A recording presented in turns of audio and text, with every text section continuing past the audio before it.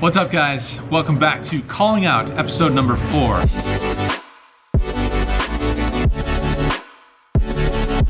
The show where we call you guys directly. You guys have poker questions, poker hand questions, general poker questions. We have answers. This is my buddy, Benton Blakeman. What's up, guys? Obviously, we can't get to everyone's questions. We got a lot of phone numbers here. We're gonna do our best to call a bunch of people, and we won't be able to get to everybody, unfortunately, but... Oh, I know what to do. You know what to do? Yeah, if we can't get to them, there's a spot where we can get to them at. Hand History Lounge. Beautiful. I like how you did that. I like how you just jumped in there. So we'll answer all your questions in the Hand History Lounge, www.handhistorylounge.com. Check us out. Ben's in there every single day answering questions. Anything you need to know about a hand, Benson will answer. I'm hanging out in there too. Check it out. All right, let's dive in, shall we? Let's do it. All right, guys, reaching out to Michael here. Hello, this is Michael. Hi, Michael. This is Andrew Neeme and Benton Blakeman. Oh, wow. What's up? What's up, man? Not much. Just got home from work. You are on the Calling Out show, and we are here to answer whatever poker question you may have. Oh, that is awesome. Sweet. It's actually a hand from this tournament I played this last weekend. This tournament was actually at the HPT is in Chicago right now, the Heartland Poker Tour. Yep. So this was during their first event that they have. It's like a $350 buy-in. The blinds are 100, 200. Okay. And it was a 15K starting stack. I was at around 22,000. The only other person at the table who had me covered is the villain in the hand. Okay. We both chipped up and won a big pot early. So this is like the third or fourth level, and this guy was really, really, really aggressive. He was an older guy. I mean, the one that stuck out to me was he 3-bet this guy who 4-bet jams with the starting stack, and this guy snap called the jam with ace-9 suited. I don't know, like it was like over 100 big blinds. He just snap called with ace-9 suited. So I'm in the big blind. The villain is in the small blind, and it folds around to the cutoff. The cutoff limps and the button limps. Then the villain raises from the small blind to 800. I'm trying to win this pot pre by doing this, but I look down at 2-4 of hearts, and I really, really think I can just 3-bet and win this pot pre-flop, and just that's the end of it. So I 3-bet to 2,200. As I suspected, the open limper and the limper behind him fold. Yep. And then he makes a call. So the flop comes down 8-7-3 with 2 hearts. He checks it over to me. I bet pretty small, thinking this is a board that I'm going to want to see bet on a lot of the times a 3-better, but I'm not going to want to bet big. So I bet I think a little bit less than a third of the pot. I bet like 2,200. He makes the call. The turn is the 5 of diamonds. So now I've got an open-ended straight draw to go along with my flush draw. And there's 2 flush draws on the board now. There's 2 diamonds and 2 hearts. And I think this is really where I messed up. I think what I ended up doing was I bet again like 5,500, around a little bit more than half the pot. I think what I should have done here is shoved, which would have been a big overbet, but it would have gotten a lot of the hands that he can continue with to at least make a hard decision. Okay. Because then I'm really, really representing a big hand. Okay. He calls again. Yep. The river is the king of diamonds. Yep. And he checked, and I have 4 high with a pot size shove bet, and a king should hit what I'm betting, because I could play ace-king this way. I could play aces, kings, queens. I mean, I can play a lot of hands like this. Okay. That would have hit top pair on the river. So I shove, and he snap calls an ace-king off. Yep. So it's not like I wasn't unhappy with him having that hand. I just thought I could have gotten that hand to fold on the flop or turn, but I just wanted to see what you guys thought about my bet sizing. If you think I should have went bigger on the turn, maybe checked back the turn and took a free river or something like that. Okay. Interesting, adventurous, exciting hand here. Yeah, for sure. I thought this guy was just getting out of line a lot. Yep. Okay. Which kind of made me get into that situation. You want to go or me? I mean, I'm not even sure. I haven't even developed my thought process yet looking at it. So if you have thoughts on it so far, you're welcome to go. I'm still unsure about which way I want to go with this. Okay. 'Cause- Well, so as always, we start with pre-flop in these hands, in these analyses. I think it's good to, I mean, in live poker, there's so much information available, so I think it's good to sort of like take all those factors into consideration. And, you know, you have a player type here that doesn't like to fold pre-flop. So, Yeah. I mean, I definitely understand wanting to like isolate this guy and expecting him to be doing some crazy things here and there and wanting to play some pots against him. But I think that the 4 deuce of hearts probably doesn't fit the category of hands that you want to be 3-betting pre-flop. I think you want to take hands that are going to flop stronger, like more top pair type hands to isolate this guy. And I mean, if you know that he's never folding, then you want to just do it with more value heavy hands. The 4 high isn't really gonna bring that much value to you in the long run.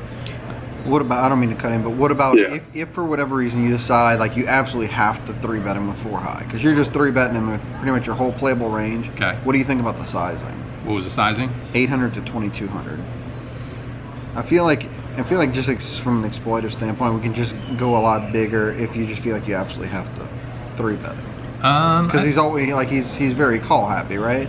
Yeah. So we're not trying to coax him into calling with 4 high. We want to give him some chance of folding from a 3-bet 4 Yeah, high, right? I mean, I think I guess it just depends. Like, if you basically never expect him to fold, then I could see. 3-bet. Yeah, first of all, I wouldn't 3-bet. I mean, I think there's like I think if you're going to use a hand like 4 deuce to 3-bet, I don't mind the smaller sizing just because you're going to accomplish what you want, which is isolating this guy, and you're going to play in position versus him, and your hand isn't that strong. So you get to keep the pot like reasonably sized while you're, you know, getting in there and mixing it up with this guy, and then you can like, you know, you don't have to use a standard bet sizing in these situations. So I think I would like save a bigger bet size for a stronger hand, expecting him to never fold in those situations, and just go for more value with better hands. Yeah, I can see that too. You pigeonholed him pretty correctly, and I mean, I don't know if like this hand also influences your thoughts about him after the fact, or if you just had this sort of like dead read on the type of player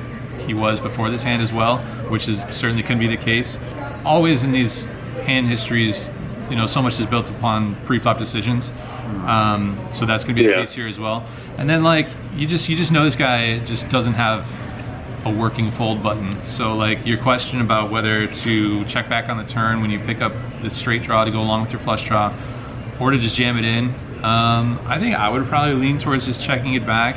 I don't think you can jam, just based on what I wrote down. We have a 9.3K pot with 17.5K effective. Like, I'm not going to be jamming 2X pot on that turn with pretty much with no hand in my range. But it wasn't.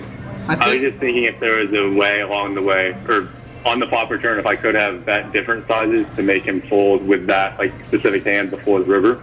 But I don't know. Yeah, I mean, in general, if you're not planning on barreling this guy, I'm going to just be completely honest that this is not a line that I'd take. Like, I don't 3-bet 4 deuce of hearts here, so I don't find myself in this spot often.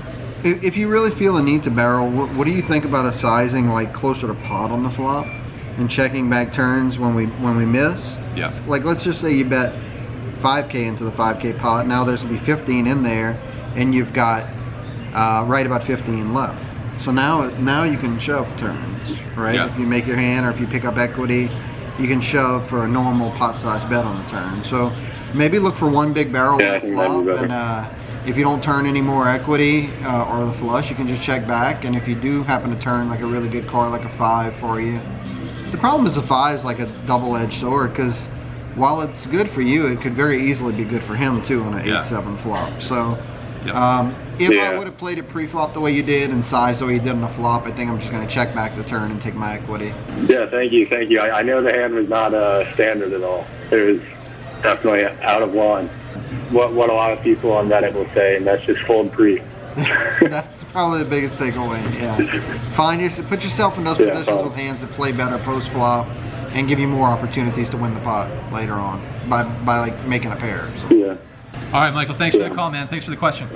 Yeah, thank you so much. All right, thanks so much. Have a good day, guys. Take it easy, man. All right, there you go. Your first lesson on 4 deuce suited. Yeah, my first one for sure.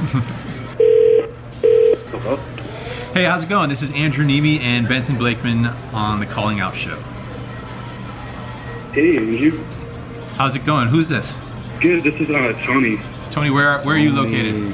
I am in Bozeman, Montana right now. Montana? Bozeman, Montana. I've never been. Have you been? No. All right. We'll have to come check out your neck of the woods someday. We've never been. You got a hand question from one of those games?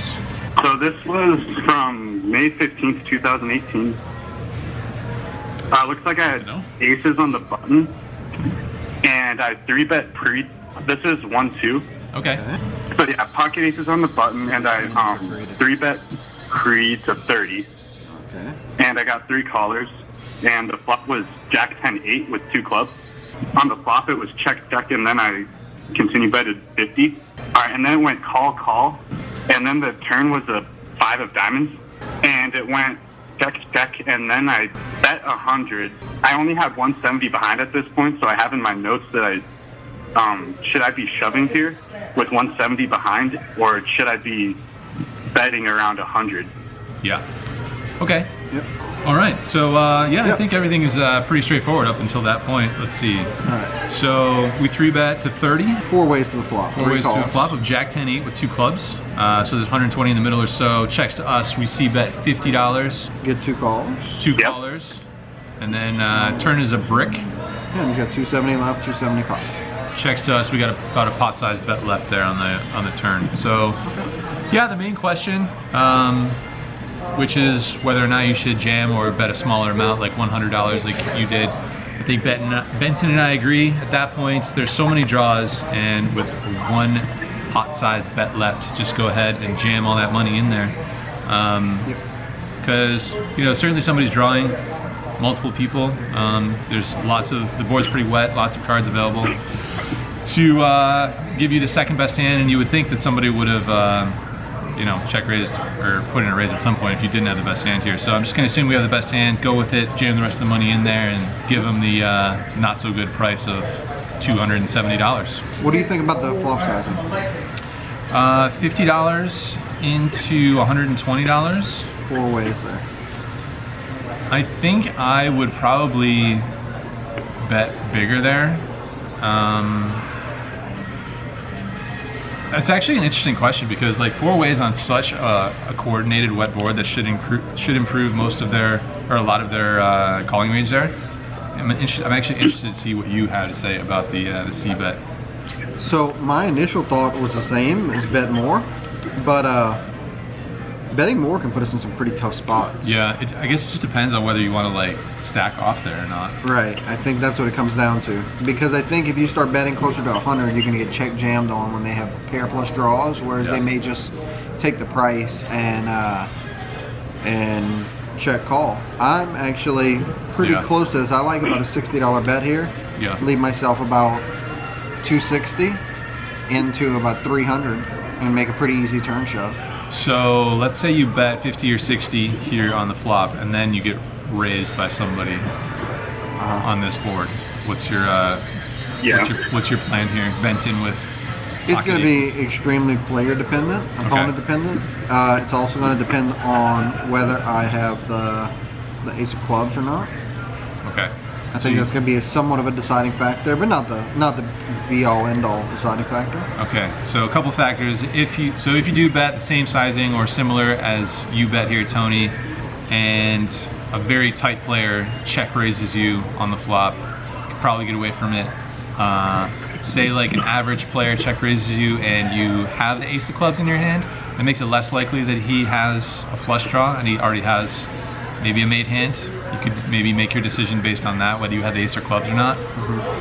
And actually, just looking at my notes, and I didn't have the ace of clubs. Okay. I think that's why I was kicking myself and not shoving. Yeah. Yeah, I mean, I think the turn's a clear shove. I think the bigger question is just what to do on the flop. I think the turn's a clear shove for the 270 into 270. When they both check to you again, it's gonna be hard for you not to have the best hand here. Yeah. So you really want to be charging them the maximum amount on a board that's this super dynamic. Yeah, and the pot's already pretty big. I mean, if you shove 270 and they both fold, believe me, combined they're folding a ton of equity, and you're the recipient of said equity. Yep. That's true. Does that all make sense, Tony? Yeah. I actually had another hand I found that was a little bit more interesting. Do you have time for another, or are you trying to get on to this another call? Sure. Let's hear it. Okay, with this hand, I'm in the button again. Yep. With pocket And aces? the effective stacks are 400. Okay. Okay. And it's still 1-2 with an $800 pot cap because I'm in Montana. Okay. And I raised to Queen Jack of Diamonds in the button to $10.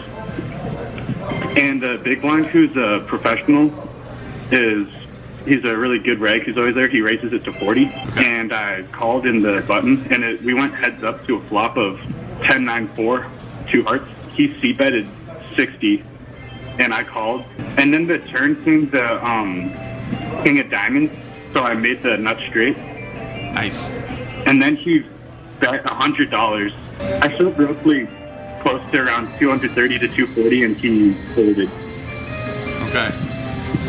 So I was wondering in that hand, should I just be calling the nuts when I make it, or possibly just calling and then it'd be an easy shove on the river? No, I mean, he's already put in 200 of his $400 stack. So if he's got a hand, I mean, yes, sometimes he may just bluff off on a blank river for his last 200, but it's much more likely he's got some kind of value hand. And I just want to get the money in now, because if he's got aces or ace king, he's probably going to be calling off.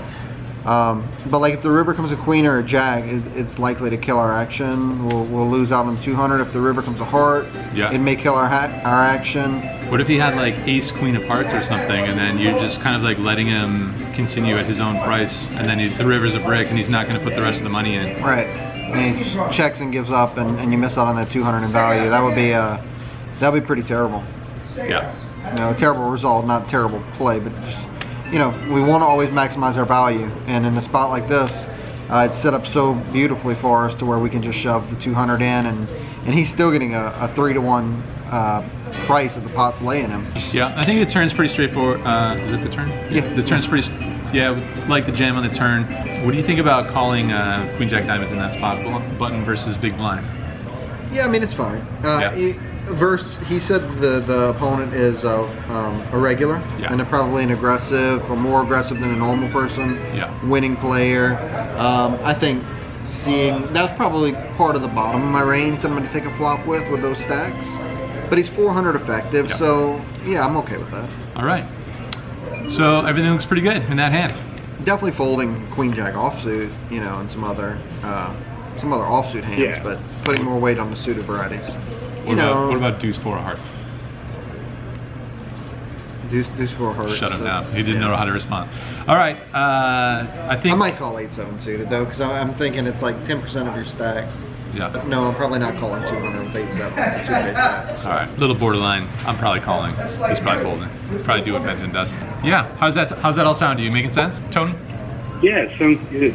Cool. Sometimes what happens is like when I raise with the nuts and get full, it just kind of makes me second guess Yeah, for sure. that decision. Yeah, I mean that's pretty standard in like almost every poker hand that we play. We're always like sort of second guessing decisions. So this is what you're supposed to do though. You ask people for feedback and see if they think you should have done something differently. Yep. It's also a game of imperfect information. He gave you a lot of information. He told you he had a hand he liked. He put in half his stack with it. There's no reason for us to think he's going to fold, so got to put the money in just in case he's on a draw. Because based on the information we got, it is more likely he has a value hand or a big draw than just a dry bluff. And if it's more likely than that, then we want to put the money in and get max value for our hand. Mm-hmm. Well said. Sound good, Tony? Yeah, I appreciate it. Thank you guys. Yeah, man. Thanks for You got the it. questions. Take it easy. Absolutely, yeah. Have a good day. Thanks, man. Later. All right. Tony, doing all the right things. Tony was smart. He got a twofer in there. Yeah. Calling Josh. I don't have $10. Hello? Yes, he'll Hello, Josh. This is Andrew Neeme and Benton Blakeman. Hey man, what's up? How's it going, Josh? Where are you located? Memphis, Tennessee. Awesome. Nice. We hear you might have a poker question for us.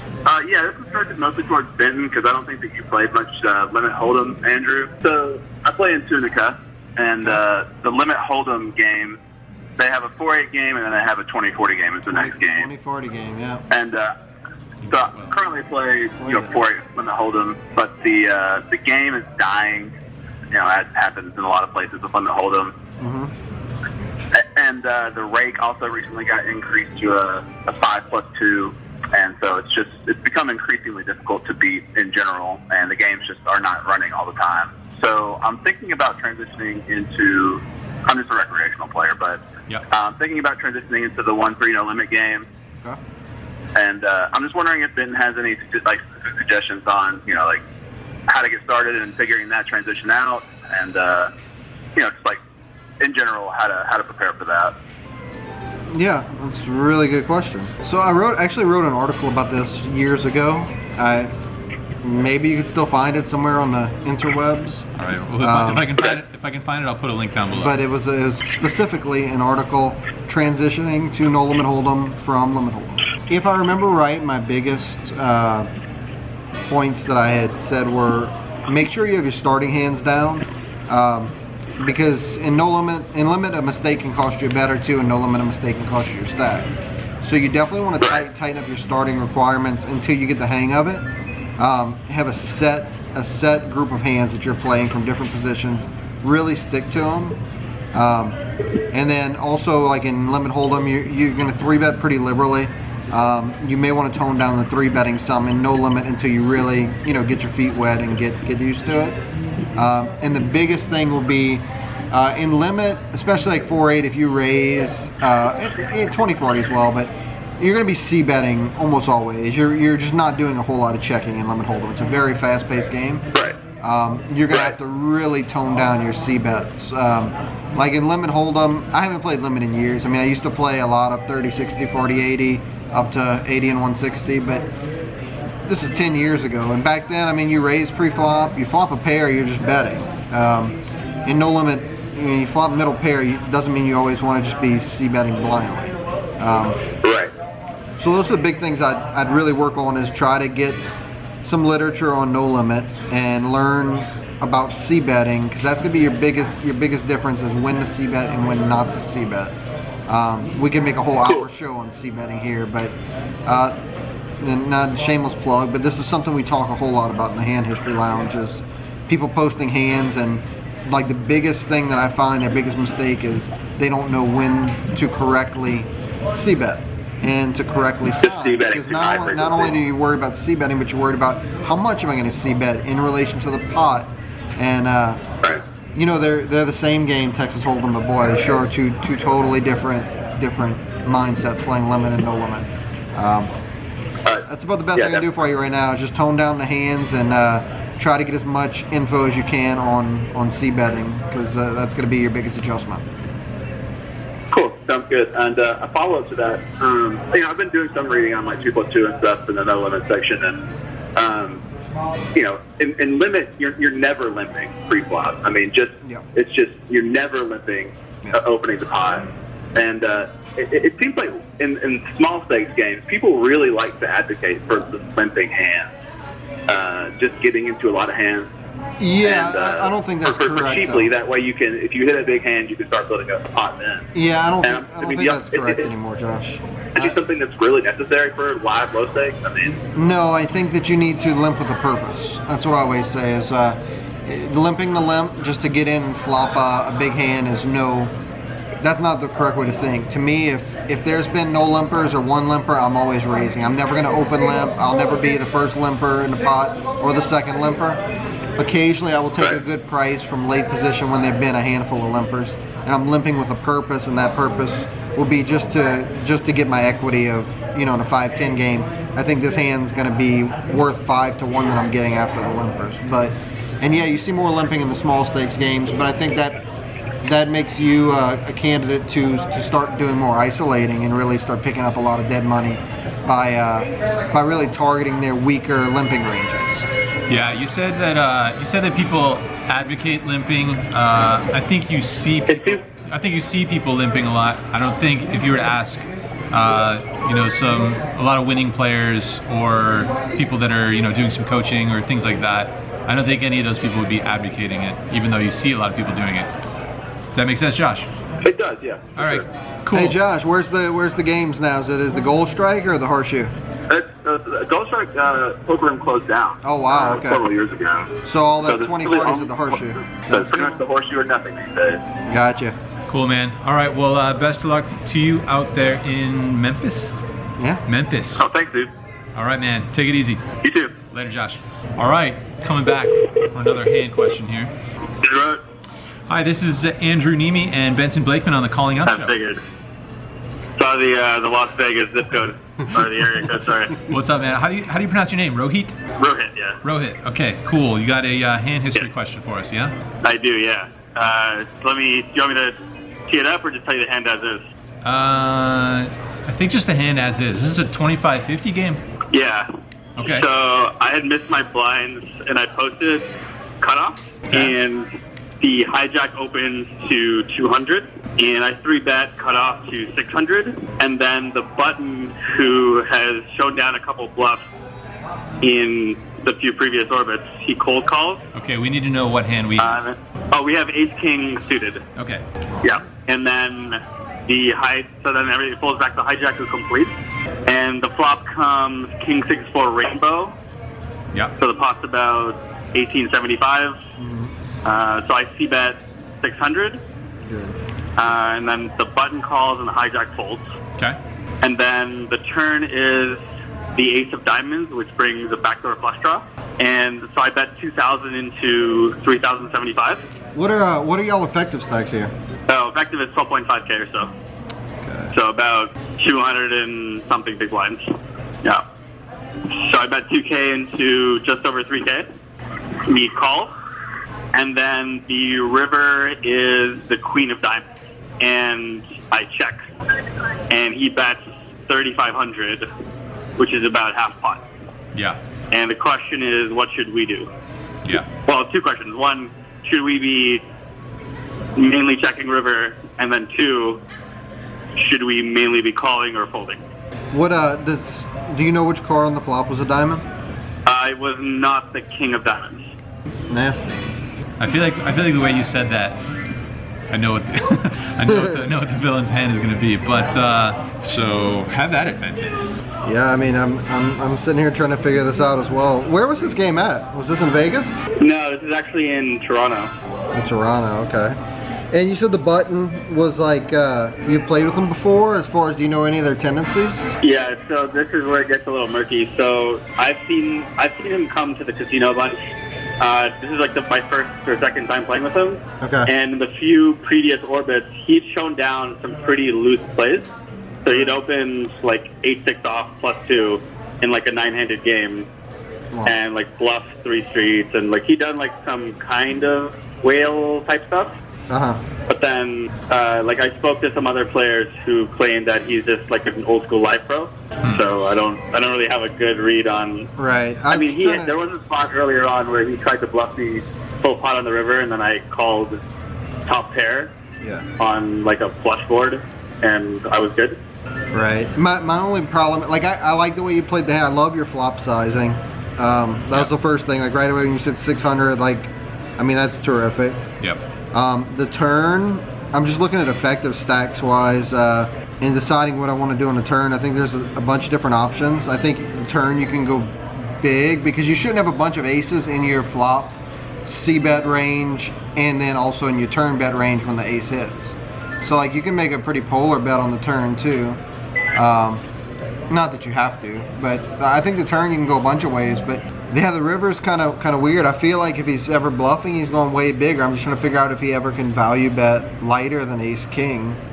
Just thinking that his 2-pair are good. Like if he has a, you know, does he cold call king queen to the 3-bet or obviously he's gonna. I guess he's gonna have like king jack of diamonds or maybe he even cold calls king 10 of diamonds, which is nasty for us, but. This is a tough one, man. I'm not gonna lie. This is a tough one. I mean, I think versus a player you've seen do some different things. There's just no way that I'm ever folding, like check folding or whatever. I mean, I know he's not gonna have.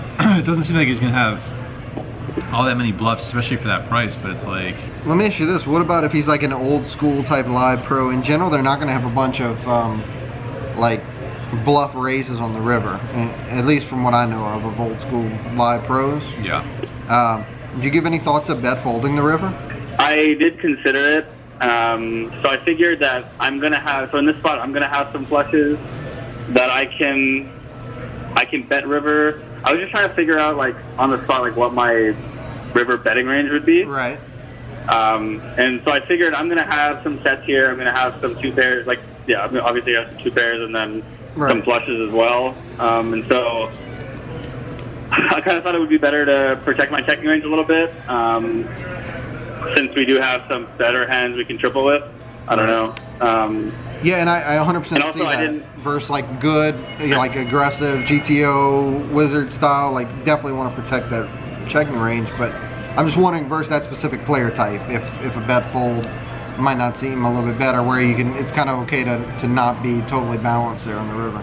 Yeah, I guess the other thing that I was a little bit like not sure about was, so on like a board like King 6-4, especially when he cold calls my 3-bet, I was trying to like range him a little bit, and I couldn't really think of like a lot of hands that he could go call with on like the flop and turn. Right. That we were ahead. Yeah. We were ahead of, right? So like, I think as you pointed out, like King Jack, King 10 suited are like the only ones, if he even calls with free. Right. And also, since I'd like picked off one of his bluffs in like a previous orbit, I wasn't sure whether I should give him hands like 4-4 or 6-6. You always have to factor in the spite call if you've already picked off one of his bluffs, exactly. Right? Yeah, and I mean, that makes sense. He could definitely just be flatting with those hands, you know, because he doesn't really want to be getting 12K in on an ace-king board either.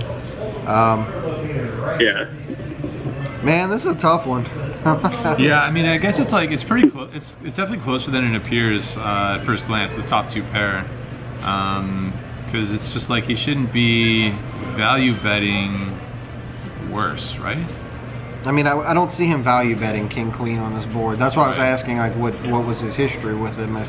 Because I could see him calling King Queen, like, say if he's got King Queen of spades or whatever, and cold calling, and then calling the flop, and even calling the turn. Just shouldn't have many like aces in his range when he bets the flop and bets again on the turn, or, you know, theoretically. But it's a tough spot. I don't know if I have it in me to fold, to be honest, just because I'm super, you know, I want to see, but like everything kind of leans towards a fold here, that like just making a huge fold.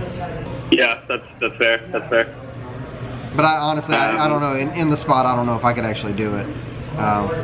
Yeah. You know, to be honest, I would probably just call and like say nice hand and complain about my luck later to my friends. Yeah, that's fair. So he had King Jack of diamonds, right? So no, I just ended up folding. I didn't call, and if it's worth anything, he didn't show a bluff or anything. So okay. Yeah. I mean, he was like tabling all of his bluffs. So interesting. I don't know. Yeah, I feel like when he's bluffing, he's just betting like you guys have 7K in the pot and like 8,500 effective behind. When he's bluffing, he's just betting way more than half pot, I think. I did take the sizing into consideration. So like in a previous hand when he tried to bluff me, like he definitely. And also, like, I don't really, like 25-50 is not my main game, so I mostly play like a little bit smaller. So I was definitely taking a shot here. So I don't know if he knew that as well in the previous hand and decided to just sort of size up and maybe try to intimidate me a little bit that way. So yeah, I think that was actually probably like a really good fold. I do too. I think it was really a good fold. Especially if he didn't even like show one card. He didn't have a good one to show because they're both diamonds probably. Maybe, yeah. Yeah, I mean, look, overall, I think you played the hand really well. I could make a small argument for maybe sizing, like more polar on the turn, just if the guy's kind of cally anyway, but I think it's great. I think, yeah, I like everything about it, except for the result. Yeah, understood. Yeah, same way, obviously. But yeah, mostly just thought it was an interesting hand, and yeah, for sure. Yeah, wanted to call it. Sure. Yeah. Super interesting, man. Thanks for sending in the number. For sure. Yeah, thanks for having me, guys. Cool, man. Right. Take it easy. Take care. All right. See you guys. That was a good one. Yeah. That was a really good one. Unexpected river result. Yeah. Unexpected result. How often do you think this guy hits a shot and somebody in the crowd screams dynamite? I don't get it. You don't get it? No. from Good Times, bro? Jimmy Walker? His character is Dynamite. I don't understand. I don't get it. Aren't you the same age as me? Potentially the last call. One more here. Hello, it's the Junior. Hey, Junior. This is Andrew Neeme and Benton Blakeman on the Calling Out Show. No freaking way. That's Yes. awesome. Oh, yes. This is happening. That's awesome. Nice, man. Where are you located? Right now, St. Paul, Minnesota. Okay. I'm actually at a Target right now, but let me walk out of here so I can get to somewhere quieter. Perfect. When I do my shopping, I also like to talk about hand histories. Well, if I had some, I would definitely be doing that. Okay, But unfortunately, I've been away from the tables for a little bit. I forgot. Yeah, you said this is going to be a general question, so I'm even more excited. This is more my specialty anyway. So, you guys ready for the question? Yes, hit us. Okay. So I work in manufacturing, so normally jeans, polos, nothing special. Okay. But I do enjoy, dressing in suits and whatnot. Do you guys think, as a player perceptive, you think I'd get a little bit more, I don't know if I want to call it bluffing action or call it maybe respect if I were to show up at the table wearing a suit or something? Okay. Does that make sense? Interesting. Or maybe slacks and a decent shirt versus, just a hoodie that I have been wearing just to be comfortable. Which stakes do you usually play? Like a 1-2, 1-3 kind of thing? Yeah, just 1-2 for now. Okay. So it all depends on whether you come in with a backpack with your suit or not, right? I mean, it's everything counts. Everything's a factor. So I think there could be something to that, but I think it depends a lot on the person. I think that in 1-2 and 1-3 type games, I think people generally don't care too much about what their opponent is doing and what sort of image they have generally. Obviously there's some extremes where, like, if a guy is having a lot of beverages and splashing around a ton, they're not going to give that guy too much respect as far as his general hand strength goes. But I think aside from that, like when you're with your average players at the table, I think generally people are playing their cards and not looking at too much other than their cards and the board, and some bet sizing maybe. But I think it always depends. It depends on who exactly is paying attention. Sometimes people are going to take different things into account. Certainly, like in our Bellagio 5-10 game, I think that's going to be a better sign rather than us kids in backpacks and hoodies and stuff and iPads and grinding it out and having that sort of an image where you kind of want people. Yeah, because I've got an old timer that basically took me under his wing, and he's taught me things that I've learned on the blogs, which is, you don't look at your cards, you look at everybody before you look at your card and try to get reactions and whatnot and body motions and so on and so forth. Sure. And I've noticed people picking up on, or maybe I haven't, I don't know, but it just appears that people pick up on the fact that, well, he was here 2 weeks ago and he looked a lot different than he does now. Or, hey, 2 weeks ago he was having drinks and now he's not. Because I've tried to basically maintain, I've told myself mentally, okay, 3 beers is about where you want to be to play your optimum level. So I stick to no more than 3. Man, I like your style. But I've noticed those kinds of things, so that's kind of why I was curious about, if I show up in a suit, is that gonna throw somebody off, or is that gonna put somebody? Well, he's probably a little bit more experienced than the guy that shows up in a hoodie and headphones or the iPad. So that's where the question was coming from. I think it's interesting to think about these different things, like, from time to time, and image is interesting to consider along with a lot of other things.